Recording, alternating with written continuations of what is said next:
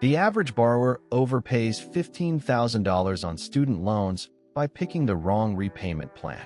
Here are the strategies that actually minimize what you pay. Standard 10-year plan. Highest monthly payment, lowest total interest.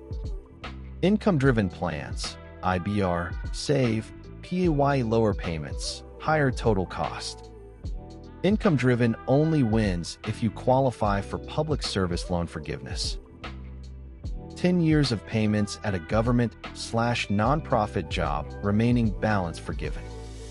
Must have federal loans on an income-driven plan to qualify. If you qualify, income-driven beats everything. Maximum. Make minimum payments on all loans.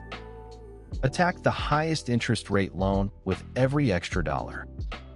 Refinancing to a lower rate can save thousands. Compare rates at Printable.com. Only refinance federal loans if you're not pursuing PSLF.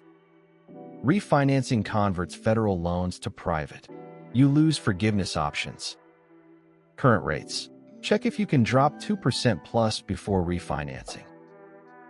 Almost all lenders give 0.25% rate reduction for autopay. On $50,000 at 6.5% for 10 years, that's $600 plus saved. Set it up today. Easiest guaranteed savings available.